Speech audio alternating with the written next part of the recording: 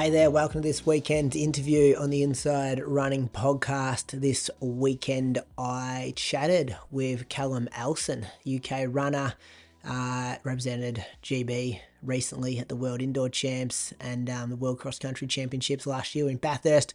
Won't talk about him too much, his bio, because I go through all that in the introduction. Really good chat. I reckon if you've got this plugged in for a long run, the first hour, 70 minutes is going to go pretty quick because he is very, very good on the microphone. Good guy to have a conversation with. And yeah, I found him super fun to talk to, really engaging. And the time went super fast when I was having a chat with him. He's got some great views on the sport, good energy. Yeah, just the perfect guest really to interview, and it makes it very, very easy on my side of the mic when you're interviewing a guy of Callum's caliber. So I hope you enjoy this one. Hopefully it gets you through some kind of run. And we really appreciate your support and the fact that you're picking our podcast to listen to over the weekend. Cheers, guys. Enjoy this chat with Callum Elson.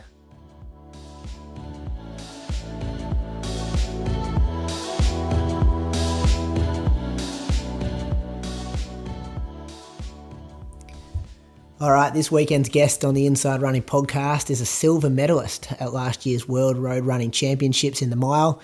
He has some quick times over the shorter distances, dabbles a bit in cross country, and represented GB at the recent World Indoor Championships and the World Cross Country Championships in Bathurst, Australia in 2023. He is a man who isn't afraid to share an opinion on the sport. Welcome to the Inside Running podcast, Callum Elson. How you doing, mate? Thanks for having me. An honour. I'm finally made it up to the top level of the podcasting game. And I wouldn't say that. We're very grateful you've given us an hour of your time. So it's pretty rare we have global medalists on our show. We had Bernard Legat comes to mind, but I can't think of too many other global medalists we've had on the show. So it's an honour for us. Yeah, Legat's definitely got a few more legitimate medals than me, I would say. Mine's kind of clutching at straws with the World Road Champs, but you got to be in it to win it, and, no one can take that from me now, so there you go. Yeah, I do have a note down here. You seem to be a guy who over the last couple of years has really made the most of every opportunity. You first come onto my radar when you I was looking back at some of the messages we'd sent to each other when you did come to Bathurst for that World mixed relay team, and it just feels like that over the last couple of years you've just jumped at everything, and your trajectory, I know you're injured at the moment, but was heading in a pretty positive direction. Yeah, I think too many times people can be too professional with things where you think there's a set way that needs to be done. Like you look at the very top level. So in Britain, we'd look at a Josh Kerr, a Whiteman, whoever, and you think, oh, well, they avoid indoors because they're getting ready for outdoors, or they don't do this cross country, or you can overthink it. When you're an up and coming athlete, there's nothing better than one, getting the experience, and two, getting the exposure of regularly getting your name out there. People being like, oh, he's on this team and he's doing that. And then everything snowballs from there. And to be honest, I knew that's what I needed to get support from brands and stuff like that. I need to show some legitimacy of being like, okay, I've represented Great Britain on a number of occasions. I am actually pretty good, So that's how you can start the conversation. So I was like, look, if no one wants to do a mixed relay because they think it's crap, fine, I'll do it. I don't mind. If no one wants to do this World Road Champs because they don't know what it is, great. Less people for me to compete against to make the team. And it's paid off in the end. So obviously, hindsight is 2020. It could have been terrible, but it's worked out in the end. Yeah, good. I will ask, we'll go through PBs in a second because that's what we traditionally do on this show, but thoughts of the World Cross Country Champs in Bathurst? What were your impressions of Australia? Kind of outback, well, not quite outback, but pretty regional spot to be sent. I'm not sure if you'd been to Australia before, but yeah, pretty much around 50% of our listeners are Australians, so be careful with some of your comments there. Yeah, I mean, it's funny because I'm good friends with Adam Fogg, and obviously Adam was in Australia for a while. And when I got picked for the team, he's like, I'm so sorry that this is your first time in Australia and that's all you get to see of it. And I was like, that's probably a nice way of putting it, where it was a fantastic event, amazing. And I think the fact that it gets spread around the world is important rather than just having it in, really traditional places or major cities. Thought the crowd was good. The course was obviously kind of had some, I don't know if you want to call it prestige, but it obviously had the car racing tie and that sort of thing. So I think the event was amazing. Obviously for us, it was a long way to travel in terms of the logistics of getting there, not necessarily optimal for performance, but it's not the end of the world. If I could change anything, it would have been, like I said, to travel more around. We flew to Sydney and then we were there for 12 hours overnight, and then we had to, move on to the next place. Whereas if we could have gone 3-4 days earlier, seen a few other places and stuff like that. So I can say I've been to Australia, but haven't seen much of it. Not really. I've seen the inside of a hotel room, and I've seen a cross-country course. Did they fly you from Sydney to Bathurst, or did you drive it? Yeah, we flew. Okay. Yeah, so that was like pretty quick. I think it was like half an hour. Shit, that would have been a small plane, wouldn't it?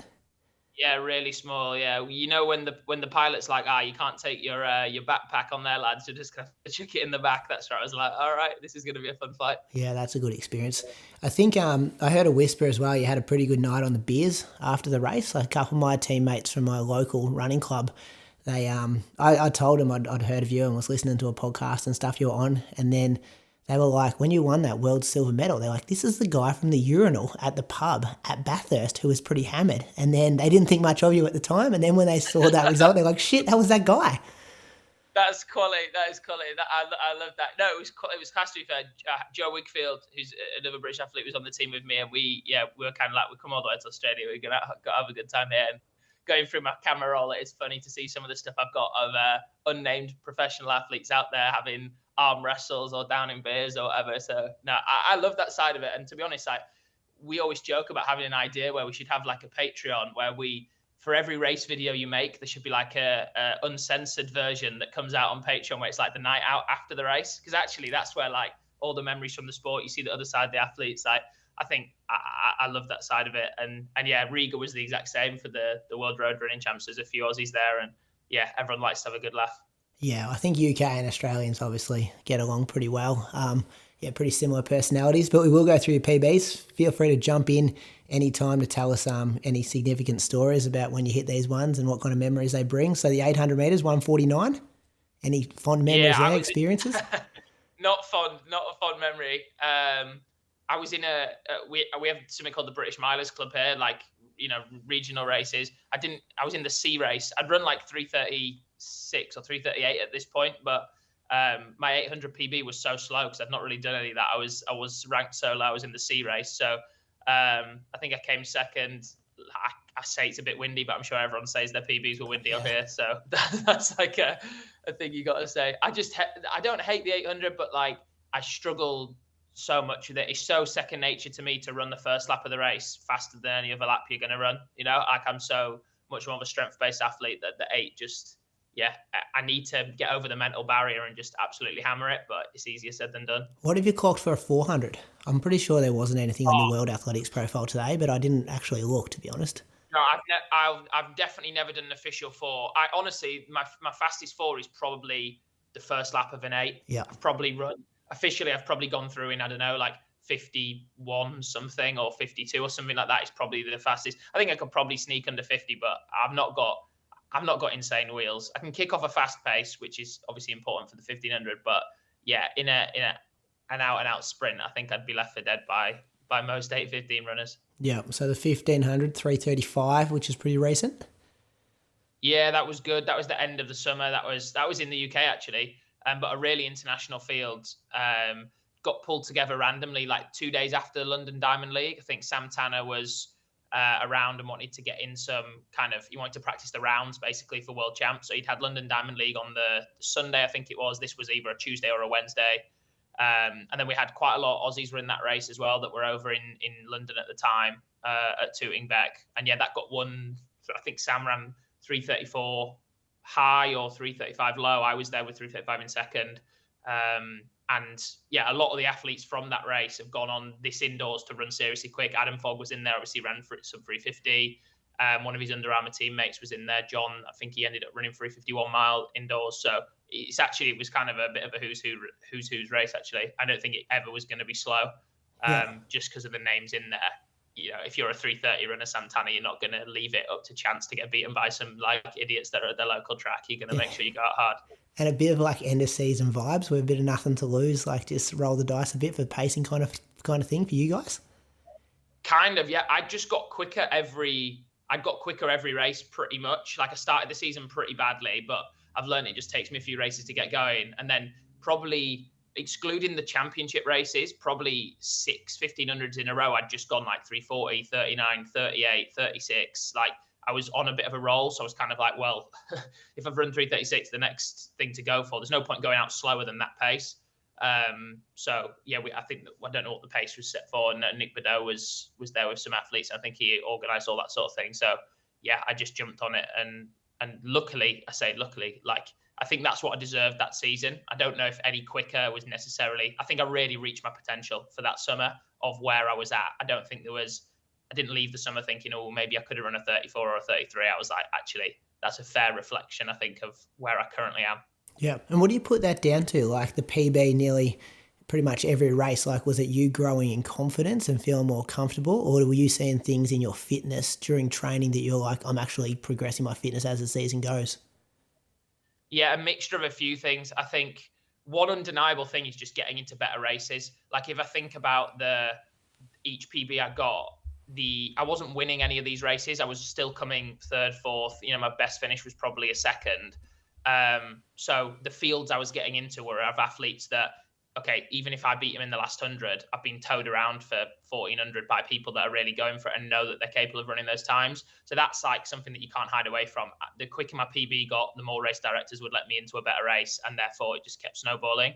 The other thing is, I think races for me is what gets me into shape more than training. I'm really good at doing all the base work, all that sort of thing. But honestly, my first race of the season are just pretty crap relative to where I end up at the end of the season. Whether it's like, people say, don't they, like rust buster or this or that. To be honest, I think for me, it's just like I can't really simulate in training that same like lactic feeling, and on the third lap just wanting to step off and having to just like keep pushing basically. So it takes me 3 or 4 races to get going. So I think the second half of the season I'm always a little bit stronger anyway. Yeah. The mile, so 3:53 on the track and then 3:56 on the road, which was a silver medal at the World Champs. Got those ones correct? Yeah, that's right. I mean, the 3:53 is Boston, so like, and take that from what you will. I feel like if you run slow at Boston, you're not going to run fast anywhere. And that again was exactly how I described the 15. It was like the last weekend to get the qualifying for World Indoors. So everyone in the race, whatever country they're from, was pretty much like, I have to run at 3:53.5. So I'm going to go for it. And I just snuck under it. So that was good. I think that's probably the equivalent of, say, like 3:36-ish. So like that's why it's kind of frustrating that I've got injured, because indoors I've got close to my outdoor PB. And then, so obviously everyone says, oh, what could have been? But it looks like I could have been on for a good summer. And then the road one, yeah, I actually don't know how I ran 3:56. I think it was a good course. And I was just protected by a pack of, like, unlike the track where at most you're in single file, if not kind of like 2 abreast. Here it was like 6 guys on the front row, and I was maybe 3 rows back. So I got carried like so far until it just opened up, and then obviously pushed onto the front a little bit. So yeah, I think I'd struggle to find a road mile with such a good course, didn't have many corners, was slightly, it was obviously flat overall, but like the way that the undulation worked meant that it was quite undulating in the first half, and then you could just roll for the second half. And I had a group of, I don't know, 12, 14 people in front of me that carried me. So that again was a pretty nice way to run a 3:56. Yeah, and you're bloody close to winning a world championships. Like it brings probably the best out of you. Yeah, definitely. I couldn't believe it, honestly. That's like, that genuinely was like I can't really remember what I think in races a lot of the time, and like afterwards I'm just like, oh, it's gone in a blur. But I have this really distinct memory of the road opening up slightly. I don't know how long was left, maybe 200, 300, and I consciously thought in my head, I'm about to win. Like I just thought, shit, I'm actually going to win this. Like this is unreal. And then obviously I came second, but it's not often, especially on the track, because you know exactly where you are on the track. You can kind of calculate things like, okay, last 200, I can see the clock is this time, or I might run a 28, so I'm roughly on for this. And it can, if you're off pace, it can be quite demoralizing. But with the road, because the time is completely irrelevant and it's just a race, I had no idea how long was left. I could see a finish line in the distance, and you just kind of going crazy and hoping that you get there in time. So it was such a good weekend. Like it essentially it's helped me break through and now have a contract and do other stuff. So I look on it with a lot of fond memories. It was really good. Yeah, and at the time, like, because Hobbs Kessler, he won, and didn't it, because it's a new event, that was the world record, his winning time? So was yours like a British record, if I got that right? So I mean, Wikipedia is not the best source, is it? But technically I've got the British record, and I think technically I've got the European record, but I don't think they get officially ratified. So I don't think, like, I mean, what's the way of describing it? I'm pretty sure there's certain protocol, isn't there, for a world record? You've got to have drug testing, you've got to have X, Y, and Z. Obviously, that was all set up in order for it to be a world record, but whether those applied on the same as a British record and a European record, I don't know. But yeah, all I can think about that is Hobbs got what, 50 grand, got Yeah, US $50,000 as well. for the world record, and he finished like 0.2 ahead of me or something like that. So that's gonna, you know, I mean, I got a bit of prize money for second, but I can tell you, I want 50 grand. So that's gonna pain me for the rest of my life. Off that result though, so that like going off him claiming the world record that day, you were the second fastest of all time for the road mile. Yeah, and I think I'm like, technically speaking, again, based on the times that have been run, I know there was one in Hawaii that was reasonably quick, but the winner only did 3:57. Vinciati won that. I've been keeping an eye on my road miles since this, basically. And then there was the one at Adidas the other day in Germany where they did that around Yeah. the Adidas HQ. And the guy obviously broke the world record, and Hobbs came in second anyway. So I think technically I'm still third or fourth, maybe fastest road mile, but I don't know if I can go around claiming that, honestly. Do you, when you introduce your people who don't know a lot about running, do you lead with like, I'm the world silver medalist? To be honest, only in written formats. Like if I have to introduce myself to like a brand on an email or like some sort of bio, I feel way more comfortable putting it as like a little achievement. I feel like it's more acceptable. When I just meet people, I'm rubbish at, like, my girlfriend actually gets quite wound up at how little I explain about what I actually do, because I'm just like, oh yeah, I just like work for myself at home and like, yeah, I do running, and she has to butt in and be like, no, he actually does running, like, Yeah. it's what his job is, because it just feels like it's not very a sexy sport. It's not like, oh yeah, I've got training tomorrow with Man United, like I'm playing football with the lads or whatever. It's like, oh, I'm going out running tomorrow because I've got a race in 6 months' time. It's just, I think people don't really understand that it can be like an actual job. Feel like I'm a little bit unemployed in that sense. Yeah, and we might get there a bit later on as well, but are you guys experiencing the running boom in the UK at the moment? Like, so, like it's going nuts here in Australia and actually trying to, like I'm a school teacher and we work at a pretty big, or I work at a pretty big school. So people will get into running and I don't really know them that well, and we'll have conversations about running, and it's you don't want to try to present that you know what you're talking about and you take the shit serious, but at the same time, it's like you want them to enjoy the sport. So it's a weird, I don't know, I find this battle at the moment between influencers and people who have been in the sport for 20 years, and you hear these terms like gatekeepers to the sport and real runners and all these kind of bullshit things. Like I feel like people have kind of lost their place or just don't know what position they're in at the moment with describing themselves as a runner. Yeah, 100% agree. Everyone's a runner now, that's the thing. And like, depending on who you're speaking to, there's different gauges that people have, right, on like what's a runner. So to some people it's like, oh, I've completed 25 marathons, so suddenly that gives them a credibility of like, wow, that's amazing. Now they might have done 25 marathons, they might all be 5 hours, and they've just like run walked them, and like they've done them over a period of 20 years or whatever. Now, to me, if you say to me, oh, I've done 2 marathons and I ran 2:12 and 2:13, obviously I'm going to look at that person with a bit more credibility because of my understanding of the sport. But I think as more and more new people come into running, they either look at the person who runs the most miles that they know of is the best runner to them in the world, and therefore they should listen to them, or the person who is the fastest runner they know. And for most people, that's someone that maybe runs 17-minute, 18-minute park run. That's like, wow, that's like, God, that's the guy who wins every week at the park run or whatever. So I think those people, rightly or wrongly, start to understand they have a bit of a position of credibility, and they're like, wow, people actually listen to me here. Like if I say wear these shoes, I've noticed people start buying them, and that turns into an Instagram page called like, Callum does running or whatever. And then you're like, all right, hang on a minute. Now thousands of people online are like, if I say I won the park run and I wore the Saucony Triumph, whatever, they're going to be like, oh, I'll buy that pair. And now they're giving me a discount code and I can make £10 every time I sell them. Oh, this is fantastic. Let me make more reels about it. And then you can just see how it kind of unfolds that way. And good on anyone that does running. Like, I think if you're going out and you're doing it, fantastic. I just think understand whether you're best placed to potentially give advice on it. I went to school. Does that mean that I'm good at giving advice on the education system? Probably not. Does someone who's worked as a teacher for 10 years, do they have better understanding than me? Definitely. It's quite like logical. I feel like the same should be applied to running, but marketing doesn't exactly work that way. Yeah, well, there's a lot of people who want a bit of that pie that the running boom brings. But yeah, I totally agree. I think it's probably the most important thing is looking where you're getting your information from in the running space at the moment, because there's a lot of misleading stuff and there's a lot of great stuff out there as well. We're living in a world where some of the most accessible information is, so easy to access from people. I know when I got into running 20 years ago, like there was, one Runner's World magazine. That's about it. They just pretty much copy and paste the shit from the US. Like you didn't know anything about Australian distance runners. So, yeah. I don't know if you guys are experiencing this, but are you noticing a lot of people making a transition from like run clubs or run groups, running crews, whatever you want to call them, into proper athletics clubs? That's the big thing I'm noticing right now, where a lot of people came into it from the Instagram, like social side, where they're like wearing a hydration vest for a 5K and like doing everything that they see online.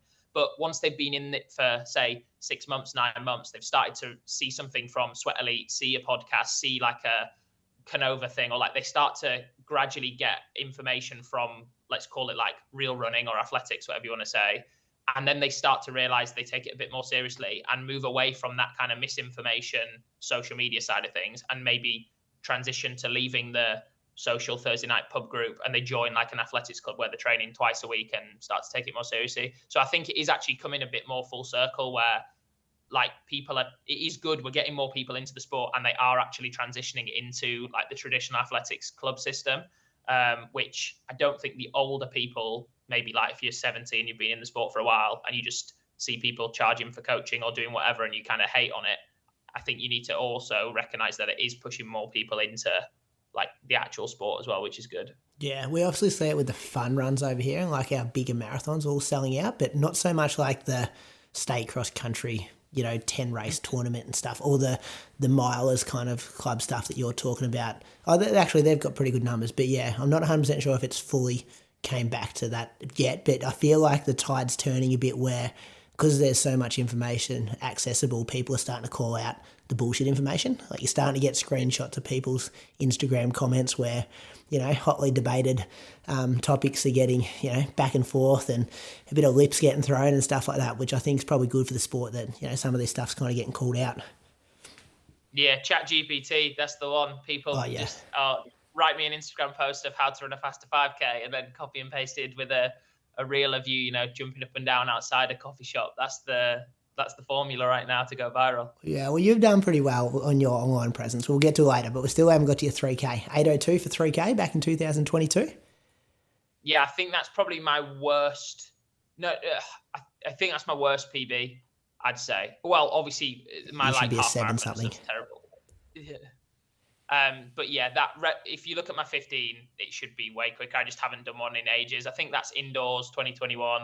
And I think it was 2 days after. I think I doubled that weekend indoors. I think I'd already done a mile on maybe the Friday, and that was the Sunday or something like that. So yeah, in an ideal world, that would be 7:40 something, but that's on me for not doing a 3K recently. Yep. And then the 5K, 13:52. Yeah, again, 2021, I progressed a lot since then. I think a lot stronger. In an ideal world, that would be, I think if I'd done one last year, I could have definitely been 13:30s. The plan this year was like 13:20 summit, but anyone can say they're going to do it. Doing it's a different thing. But hopefully when I get back, the priority will be, rather than trying to rush back to the 15, it'll be working down the distances. So I'll definitely start with some 5s and then move down as and when I can. Yep. And the 10, I found a 30:11. Yeah, 30:11 on the track with old spikes. So what's that, like 27:11 or something like that? Yeah, probably. I think I was about 30:05 in old spikes. So whatever, if you're applying those kind of takeoff times, I'll take it. There you go.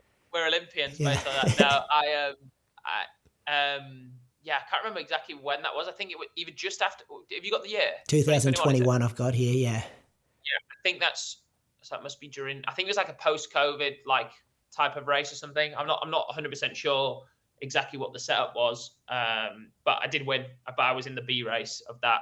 And again, that shows my like development as a runner. If you can see that these PBs for 5 and 10 are from 2021, that's because I thought that's like what I was doing. And again, I was in a small bubble where I was very good for my recency to running at those distances, and there wasn't a lot of young people doing a 10K on the track. So you kind of like, oh, I'm first under 20 or whatever it was, under 23 in the UK. Like, this is great. And then when you learn more about running, you realize, well, actually, that's because no one else is doing them. And there's actually 100 teenagers out there or whatever that could beat you at 10K. They're all just doing 800s and 15s because they're young.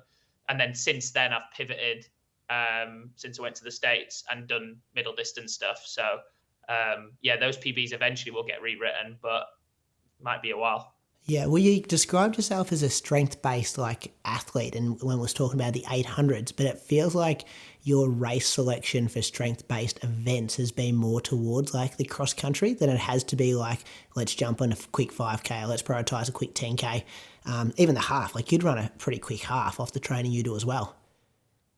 Yeah, I think so. It's, to be honest, it all comes back to the first thing you said about taking opportunities. Like I've pretty much over the last couple of years developed my whole race schedule around what's best to qualify for things. So like if I want to make the Euro cross team for Britain, I need to make sure I do some cross races. So when I'm deciding, is it better to do a 10K cross to prepare or do a fast road 10K and get a PB? I'm like, well, I'll just suck it up and do the cross because it's going to prepare me best for the trials. And then same where indoors, yeah, it would have been great to do a 3K, but based on the weekends I had, I was like, it's going to take me 3 or 4 shots to try and get the 1500 time. So like, I can't waste a weekend trying to get a 3K PB. I have to, keep the ball rolling. And the same happens outdoors, albeit you have a bit more time to open up with a 5 or something like that. So in an ideal world, I would like to do stuff. And I think I've definitely got ability to shave a lot of PBs and have some good races. But just on the selection of qualifying times and when I want to try and get things and needing to take 2 or 3 races before I'm actually any good, it's just a need to select the shorter distances. Have you got a favourite race distance to race? I don't know. Like I'm too emotional. I'm like I don't look at things objectively. I'm so like I always think of my best result or the one that I felt good in as like my favorite race. So I always say like 1500 a mile is great, but that's where I'm seeing the most success. So of course I'm going to say that that's the best one. I actually think that I don't know. Actually, like I do think there's something special about cross country. I think the cross country is a long enough distance that you are not going at a pace where your brain just switches off. You actually think about what you're doing. You think about the tactics. You think about whether you should go faster than someone on the hill or save yourself for the downhill. Or I think there's actually more to it. So you feel like you're in the race more, which I enjoy. So I actually do think I really enjoy cross, albeit it's not necessarily my best event. Well, you almost got to think about every single step, don't you? Like, where's that foot getting placed so you can actually keep the rhythm going? Yeah, which is very true. And I think that's where you see some athletes like the physical versus mental side. I think, again, it's similar in the road mile where the best 1500 meter athletes in the world are not the best at a road mile or a cross country mile or whatever, because it's not a case of just getting your head down for 4 laps on a track, following a straight line and just like hammering it, which is pretty much all physical. There's no mental side of really time trialing other than needing to push yourself. Whereas as soon as you've got twists, corners, drafting in the wind, all these things that come up in crossing a mile, it's far more about like outwitting an opponent, tactics of a race, that sort of thing. I think that's where I've had a bit more success on that side, because I'm physically inferior at the moment to what my kind of running brain is. I think I need to keep training for a few years, get a lot stronger and stuff in order for my physical side to get up and match where other people are at. But I think I can kind of balance out a little bit by maybe racing a bit smarter, which is a bonus, but obviously not ideal because you're still going to get outkicked by people, etc. Yeah, you got to have both, don't you? Is it safe to say, like, recently signed with Hoka as well? So, like, your first, I know you've done some stuff with Saw in the past, some quality kit from those guys. They sponsored the show real early days, and I love the stuff they sent us at the time. But, like, is it safe to say you've come out of that kind of hustle stage of your running career where you had to take every opportunity and work super hard, and you need every weekend to try hit a qualifying time, and now after this injury, which we'll talk about in a second, like it should be a bit smoother for you? 100%, yeah, 100%. I think in a way that hustle time, if you will, actually helped me a lot, because you don't have time to think. It's like on to the next thing. You're always looking forward. You're not looking back. And even if something doesn't go well, you're not dwelling on that you didn't qualify for this or you didn't do that, because there's already something coming up straight away. And I mean, I was looking at the schedule for next year, and I think we have there's like Euro indoors, World outdoors, World road. Well, there's like a million chances to qualify and do things.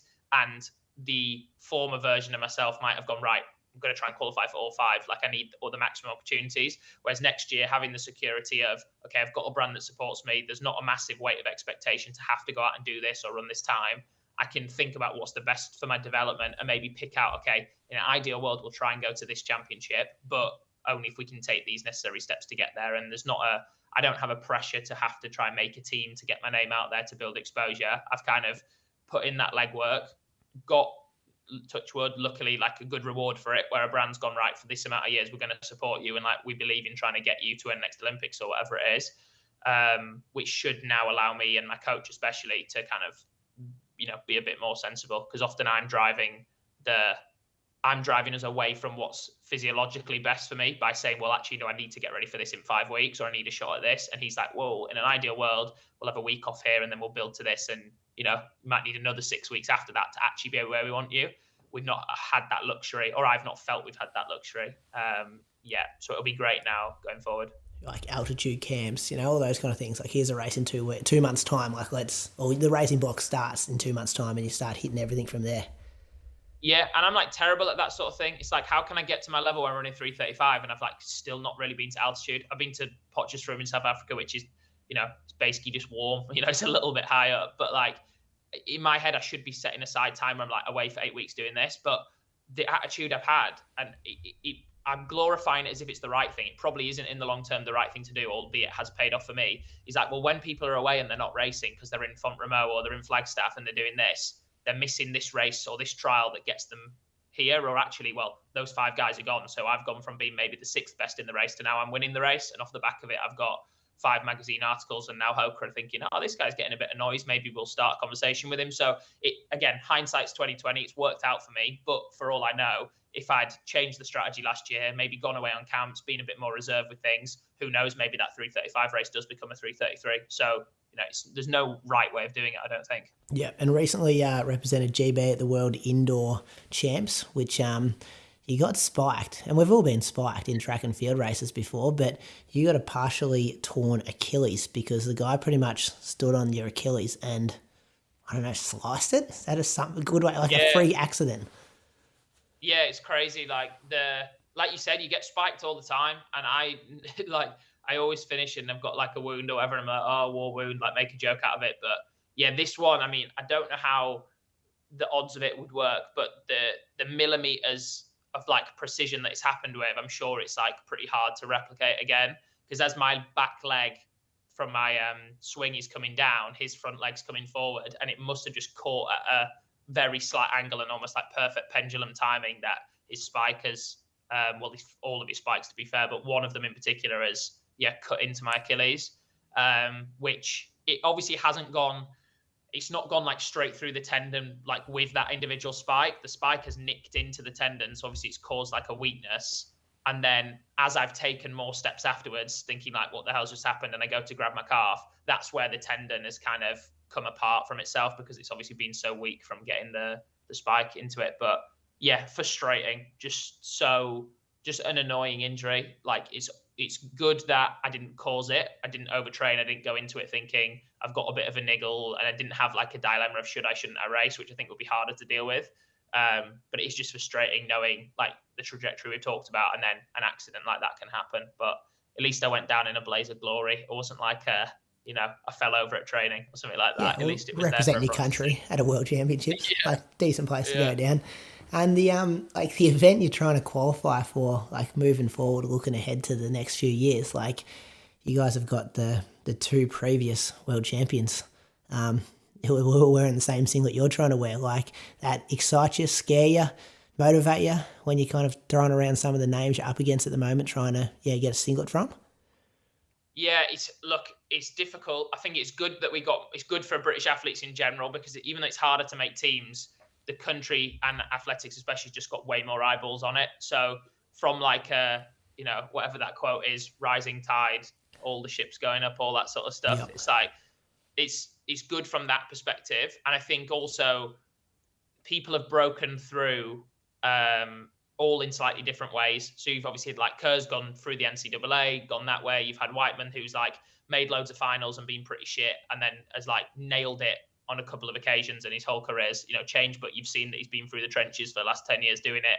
You got Giles, who's like pivoted from a sole 800-meter runner to then going, actually, I'll give the 15 a go. So as like someone who's a bit younger than these guys, and a lot younger in terms of running age and experience, it's quite good to see how they've all gone through slightly different routes and different ways to then how I can approach it. There's not kind of a set way of, okay, I must do this, or if I've not burst onto the scene and just kind of made a team straight away, it doesn't mean that I never will, because those guys have had to suffer and go through it as well. So yeah, for me it's good. They're all a bit older. Hopefully, good on them. They keep going. But as you get closer to something like LA, I'm sure they'll be making decisions of, do I stick at the 15? Do I need to step up to the 5?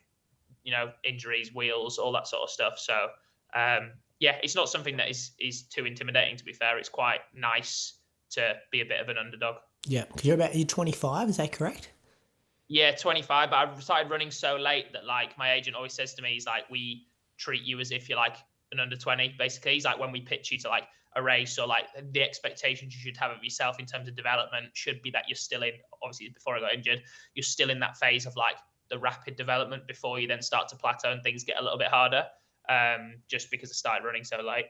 So then, like going forward, will it be much easier for you to get into races? We're having a chat on our weekly show this week about like how Diamond League fields are put together. Like, is that something that you'll have opportunities to do going forward? Don't see many poker athletes getting around Diamond Leagues. Yes and no, because I think, again, you guys might know more about this than me, but I think when it comes to Diamond Leagues, world rankings obviously one thing that matters, but then obviously what country you're from, they can't overload it with, they have to balance it out right across nations. So if you look at the amount of Brits ahead, let's say I was still fully fit, let's say I've just run 353 mile, I'd still be ranked probably on season's best, maybe 5th or 6th in the UK right now. So if you take the top 5 guys ahead of me, they're taking preference over what they want to do. And for some of them, like Kerr, he doesn't really need to race. He can be selective. He's got the Olympic time. He's the world champ, can do what he wants. But for the others, there's some that are still potentially chasing a time, or they need to show good form to get picked for the British team for European champs or whatever. So if they're trying to get into all the Diamond Leagues, then they get preference before it trickles down to people of my ability. So yeah, I definitely think it's harder on a Diamond League perspective, but from like a gold meet perspective, and like all the guys that are trying to run your 336s, your 333s to make championships from across Europe, it means that what traditionally might have been quite a small silver meet where you might get one good guy, suddenly you've got like 8 or 10 people that are all going to try and hammer a qualifying time. So I think the variety of meets that are going fast is far bigger than it previously used to be. But if you want that one big breakthrough race where you can jump from 335 down to 332, you need to be on a start line of a Diamond League where you're going to have a wave light or a crazy Kenyan bloke who's just going to nail it for 1200, and you can get on the back of it. Yeah, the Monaco track, that always seems like a good place to go to run fast. Or London. Honestly, London's the most frustrating because that track's good. People fly there. You had Adam Spencer, didn't you, last year? Who we did, correct. Like it's yours, but Adam Spencer, he went down from 335 to 32 or 31 high or something, didn't he, last year in that one race? And that was like a last minute call up. So that's the dream scenario. It's like, okay, big race, your agent gets a call a few days before, right, we've got a last minute spot, and then your whole career changes because you knocked 3 seconds off your PB. It's like pretty ideal. And even the races are tiered down from the Diamond League. Like, it's still pretty hectic where like you'll be waiting on a phone call on a Wednesday to see if you're racing Saturday and on a quick flight to another country, stuff like that. For someone of my level, yeah, I'd say so. Unless it's a meet where my agent has particularly good relationships where they can say, right, okay, we want these 2 athletes to go in, and I can kind of get packaged up with maybe a better ability athlete, and it's like, right, these 2 guys from our agency are in, and then it's nailed. If not, then often it'll be a situation where if me and my coach decide, right, this weekend would be great to race a 1500, I'll have like A, B, and a C option, and I'll work as if I'm saying going to go to the A option, i.e. the gold meet, but I'll know that, okay, if at the last minute I can't get into that, or if I'm on the waiting list, then we do have an option that's I'm definitely racing at the silver, or I'm definitely racing at the bronze. So I can still prepare in the exact same way. It might just be a case of like on the Thursday, the flight is to one place or it's to the other, but I'm still racing one distance on one weekend. So it's not too much of an issue. I guess, it is if you're trying to chase a really fast time, but there's ways of making it work. And your coach Nick is based in the US, so does that sometimes get complicated with time zones and late race announcements and things like that? A little bit, yeah, but we're pretty flexible. So I have a bit of a weird coaching setup where since I signed with Hoka, we're kind of developing a bit of like a UK team, if you will, where a guy called Andy Hobdell, who's a really esteemed coach in the UK, he's looking after some athletes who have all transitioned from different areas. We've had some guys that have come back from NCAA, so don't have a coach, so it's like obvious to go in. We've had a couple of guys that have transitioned from previous coaches. When I signed back in January, when I was out in Poch with the guys, mine was very much in the middle, where I said to Andy and Nick, I was like, look, I said, the trajectory I'm on, I'm absolutely not changing anything until I need to change it, because why would I do that? And even little things like I have funding for physio in the UK, and like I've not used it until recently, because I'm not changing my physio. Like, I'm keeping my exact setup. I'm flying. Why would I, just to save a bit of money, why would I change it? So I said to Nick and Andy, like, I'm going to continue to be coached by Nick, but let's almost do it in collaboration, because there's no point me training by myself. So if the group's got a session on a Tuesday, like, if I can do as much of that session as possible, we need to tweak some things with paces or reps or whatever, then let's do that. So I'm getting the benefit of training with a group, but also having a kind of bespoke element that I know works for me, in terms of, Nick's coached me for a good couple of years and knows, what kind of will work and what won't work. The injury now is a bit of a hard break in that, where when I come back, actually, it'll be far more flexible with deciding what's the best setup based on where the group's based. And if we're all kind of based together and it's a case of we're going to run and train together every day, then do I just transition fully and go, right, I'm going to give it a go, Andy's going to look after me, and kind of Nick will just make sure that nothing's, going crazy? Or do I come back and decide, actually, let's keep it going as it was, as if nothing happened? And to be honest, I've not made my mind up on that. Both of them kind of know that and are more than willing to work together. So as and when I'm back, run, walking and jogging, and then hopefully eventually doing some sessions, I'll kind of just assess the situation. Yeah. And are you like a bit of a running nerd, that you consume so much running content as well that you're pretty independent when it comes to what kind of guidance and support you need from your coaches? Yeah, I'd say I don't know if Nick would say I'm too independent, but he'd definitely say that he knows he can trust me. Yeah. And his line he always says is like, if you can't turn up to a workout or turn up to a race without me being there and do exactly what you need to do, then he's not done his job as a coach. And he's always said, I'm not just going to tell you what to do. I'm going to tell you why we're doing it.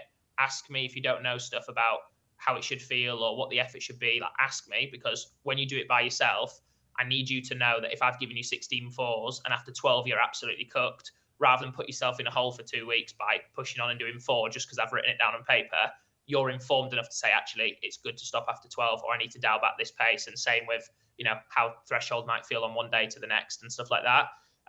So he'll tell you, like, he puts stuff down on paper knowing I'm going to edit it slightly.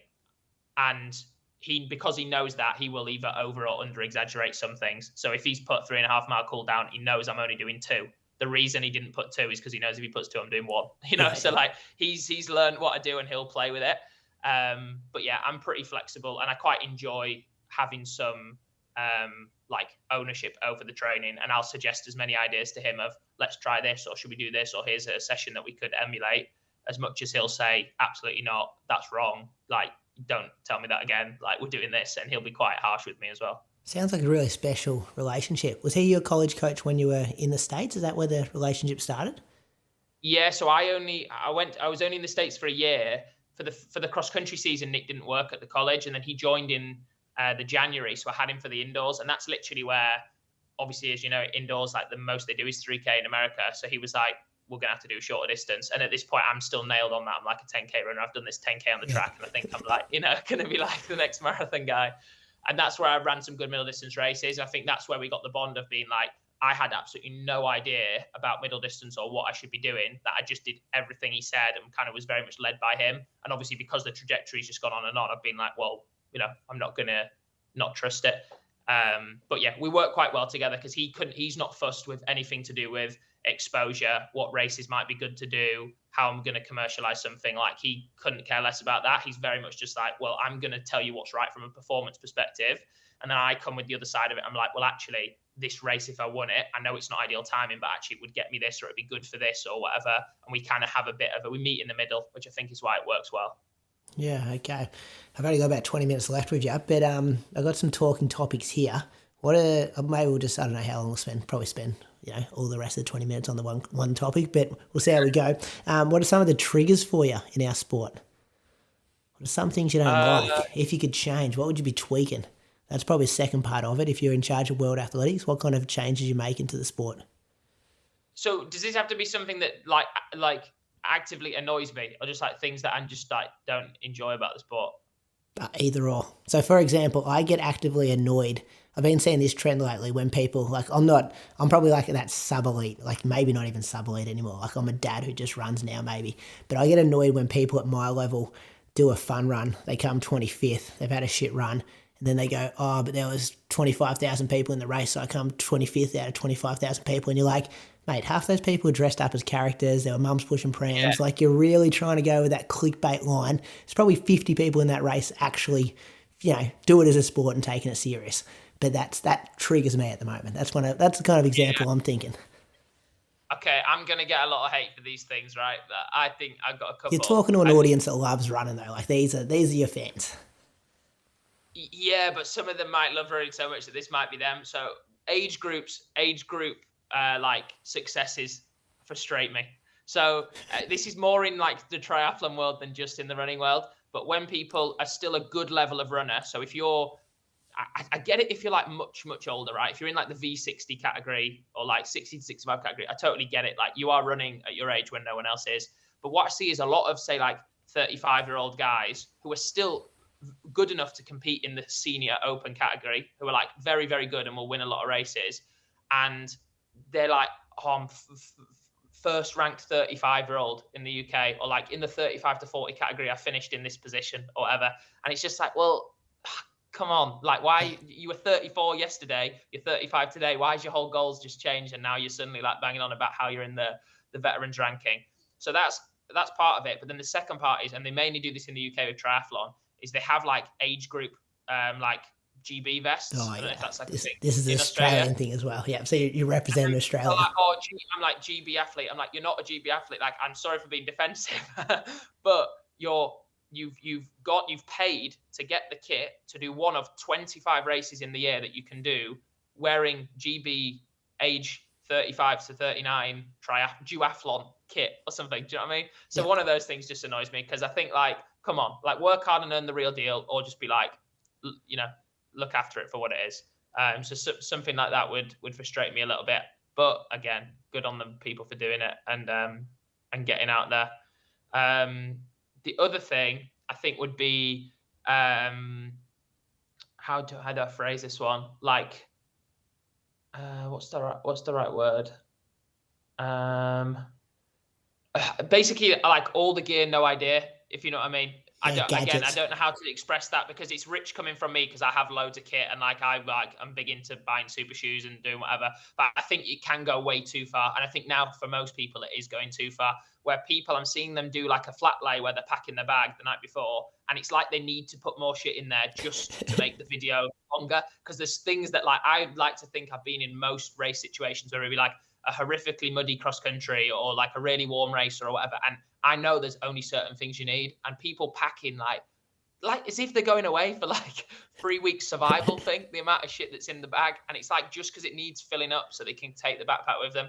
So again, that might be a really petty thing, but that's my other thing of like all these little gizmos and gadgets and things that people have got that are totally unnecessary. Yeah, That would be mine. All right, so you're Sebco, you're in charge of the big show, World Athletics. What kind of like edits you're making? What kind of changes? Do you want to make the sport more appealing in any ways? You got any ideas in your head there? Yeah, potentially. I think outside of championships, I think more experimental races are required. So it shouldn't always be the traditional races. So like you guys used to have like the Nitro games, didn't you? I think it was called, where it was like the elimination mile or the mixed blah, blah, blah, or big 4 teams 4x200. Usain Bolt come out. Exactly. So I think I totally get how we need like in championships. I actually quite like the history of the event. Keep it all, pretty as it is. But I think way more experimental and like good things can happen where you're competing in a team with people that you're not in the same nation as. So actually the way that sprinting is right now, imagine if Fred Curley could pick his 4x100 team that he wanted, and then he's got a big rivalry against, some of the guys, Noah Lyles, who's got a 4x100 team. And it's kind of, you can imagine the banter that would go on and how it would kind of feud and stuff like that. Get some more brands involved. So yeah, I think more experimental races and events would be my like key thing. And they're trying it, but like with shit events, like this 1 mile steeple the other day. Like I totally get how 1 mile steeple. like Yeah, 1 mile steeple is what they're trying. And I know it's easy for me to say because I'd have to handle all the logistics and everything of it. But it's like, of all the things to try and all the things you could do out there with the personalities that are in the sport, why is 1 mile steeple at the top of our list to try? Yeah. Why is it not? Why is it not with things that we know we've got good brand ambassadors for, like the 100 or the 15 or the 5K? Like 1 mile steeple. But who knows? Maybe we'll reference this podcast in 10 years when it's like, the Diamond League Premier event, the 1 mile Yeah. steeple, and I'll be the joke. Cut up the soundbite. We'll be right.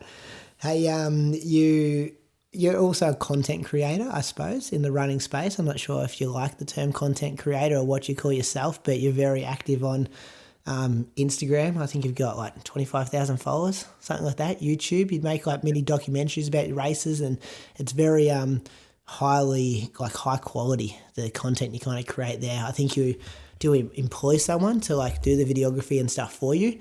I guess the question is, and feel free to explain how you do that better than I just have, but do you think that is necessary for everyone now in the sport, that they have to have their own avenue to personally create their own content in some way to build their audience? Like we see some people, like Stewie McSwain's a perfect example in Australia, very low key, hardly hear from him, rare to see an Instagram story, but he's our best runner by far. And then we see other people that do a shitload of content creation, and they're probably, they've got massive followings, but they're probably, 3 hours, 25-minute marathoners, but are very active in that space.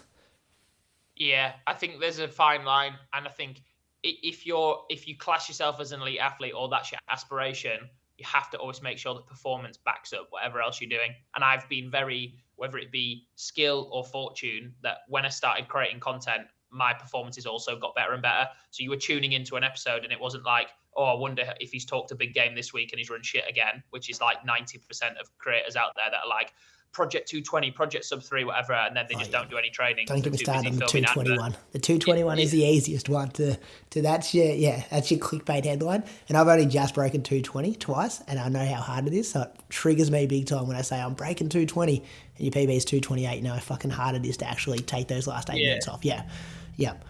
So I think if the performances have to match. So like if people are tuning into your content and actually you're running really well, or it's obvious that you're not doing something that gets in the way of performance, then I think as an athlete, that's fine. So even with the content we create, like I do it with one of my best mates, Charlie, who's like, he does it full time now in terms of like he's freelance. So he works for brands and stuff like that. And I think people don't understand the relationship we've got, where it's not like I just rang a video agency and said, hey, can you come and film me at a race, where they're in the hotel and it's making me nervous, or there's pressure on, or they don't know what they can and can't film.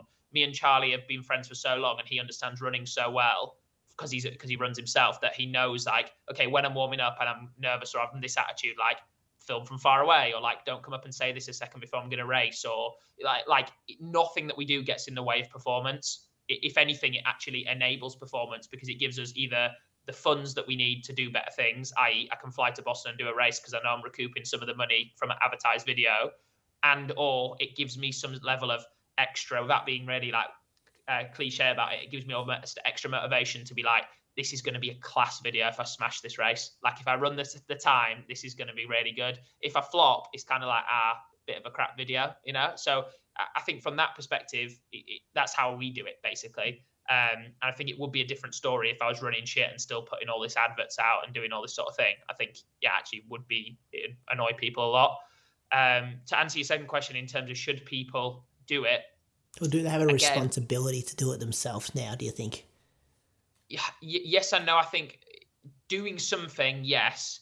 Doing it the same as everyone is and having to make videos or reels or all that sort of thing, absolutely not. I think like Phil Sessom, the British marathoner, is a great example of like, if you look at the content he puts out, yes, he does the occasional branded thing he needs to do for his sponsors, but it's very valuable and quite high level like captions about his actual progress or his training that he's doing. So he'll provide a weekly recap of his training, breaking down what he's done Monday, Tuesday, Wednesday, etc., with like, this is why I did it, or these are the paces that I did. That's pretty simple for him to put together because it's physically just a diary of what he's done and a little blurb about how he felt or what his goal is coming up. And it's with one static image of him on the track that one person can just take. It's not some crazy content creation. It's literally just going, okay, I'm Phil, I'm doing marathon training to try and go to the Olympics.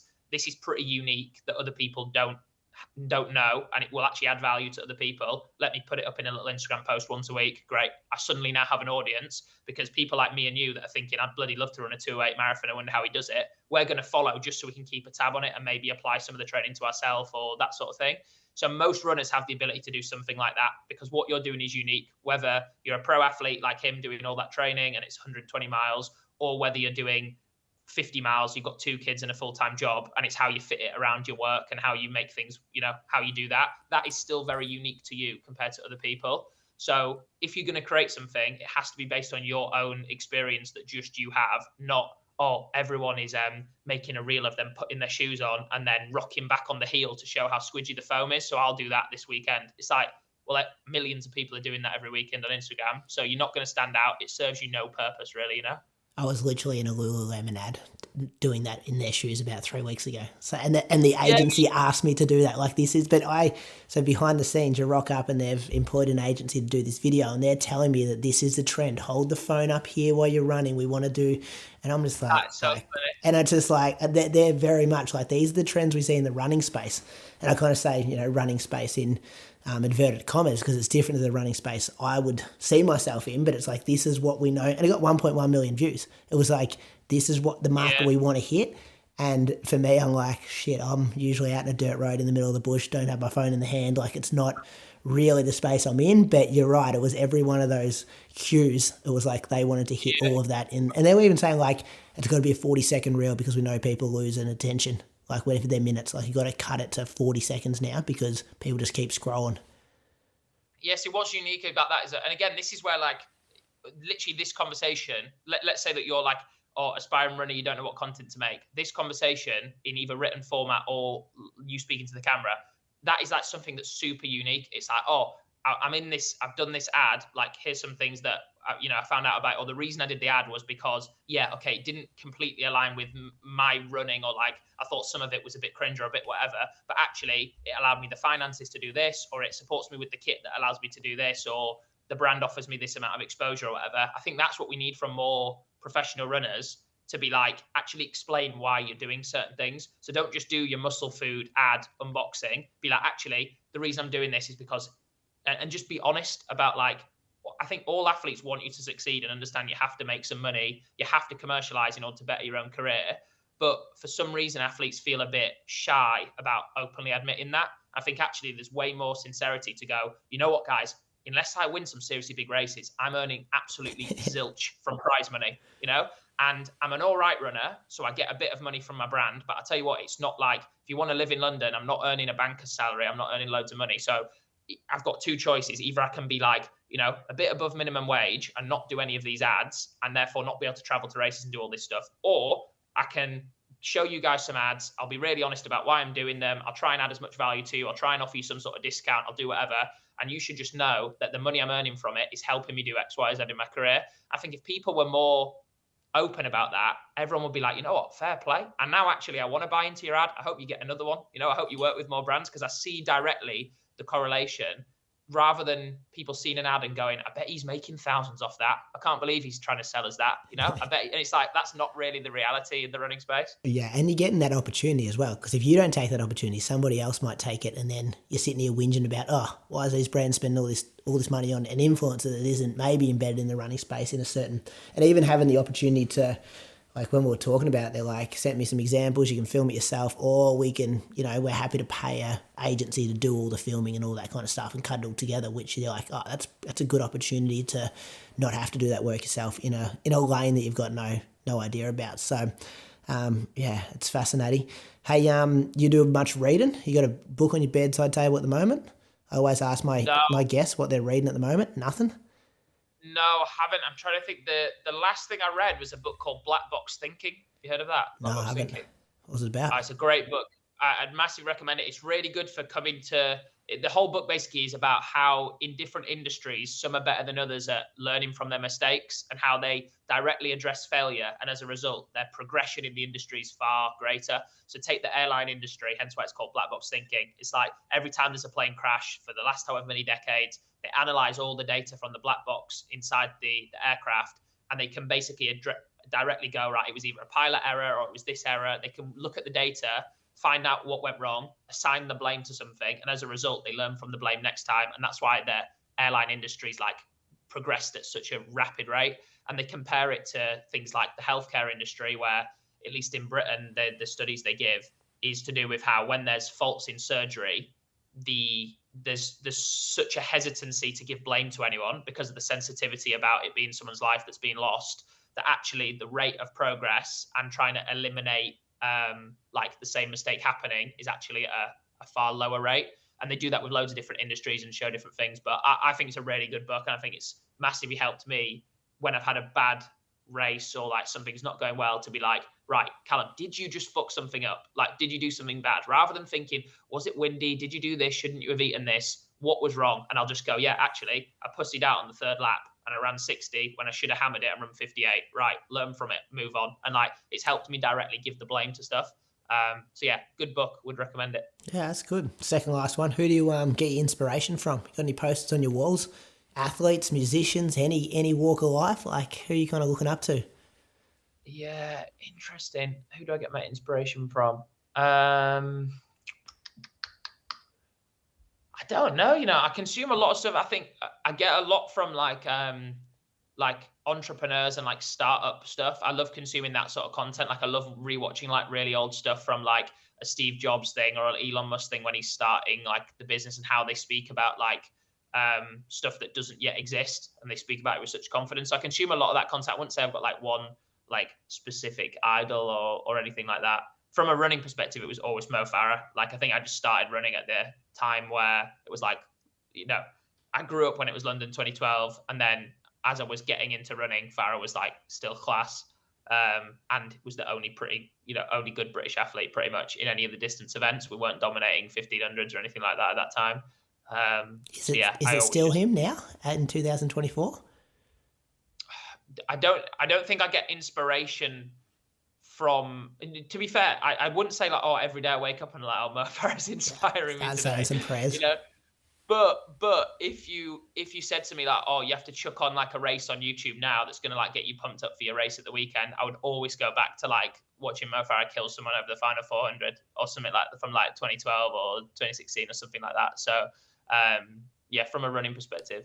We can cut this out, but I just finished Cara Goucher's book today, and obviously she goes into the Galen Rupp and Mo Farah and their rate of improvement. And for me, I remember watching those races, especially 2012 and the kick finishes. And there's an image of him when he come down here for the 2006 Com Games, when he used to be like Craig Mottram's like training bitch in a way. And there's just the image, he just looks like a different person, like how ripped he is, his finishing kick, and the stuff she talks about in the book. And obviously he's never tested positive. The Mo's Doorbell, Twitter account. Do you sit back and you just go, I look at this with a different view to the kind of fresh-faced guy when you're watching the Olympics in 2012, not knowing a lot about the sport?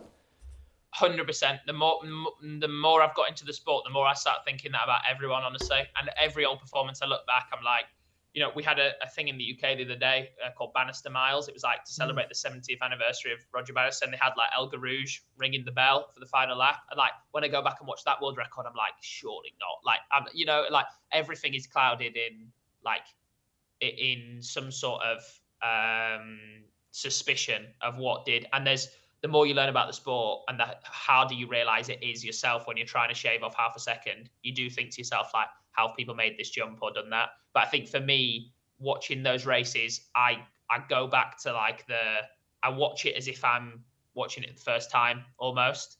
And it's the emotions of being like, wow, how amazing is that? Like everyone thought the Kenyan or the Ethiopian guy was going to win. And then our little British guy wins it. Like I said, I get too emotional with stuff. I'm too attached to it. I can't bring myself to look at the realities of the situation.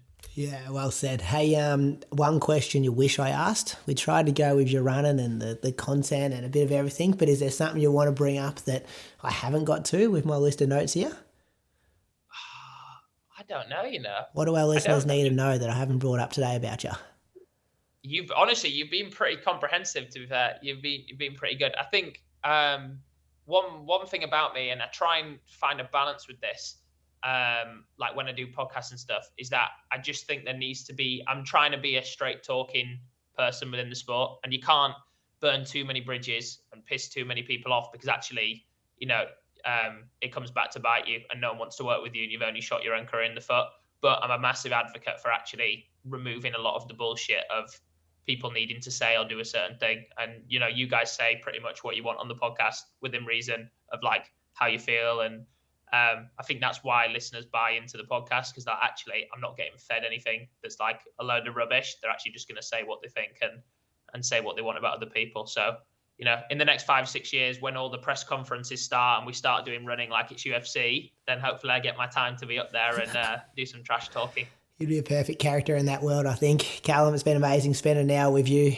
Give us you're active on Strava when you're running, but give us the handles for Instagram and just your name on YouTube. Or no, Distance Project.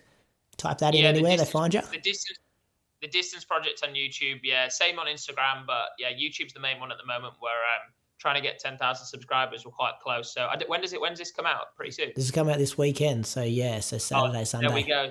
So if you're listening, we need like 50 people. So that's only a small percentage of the listeners. So don't even watch his videos. Just click subscribe. Just get him over that 10,000. There you go. Just need a Google account too, don't you? YouTube. They own Google on YouTube. Pretty sure. Make it work. If you've got a Gmail, then you've got a YouTube account. There you go. I do. Like you could have easily shut that down and gone missing over the last 3 or 4 months, but. The fact that you've been active, but also promoting other people on there. Like I think you did a little like mini series around Becky Briggs and her London marathon. Probably just goes. Now listeners have just heard you talk for 65 minutes, but shows the kind of passion you've got for the sport, not just yourself.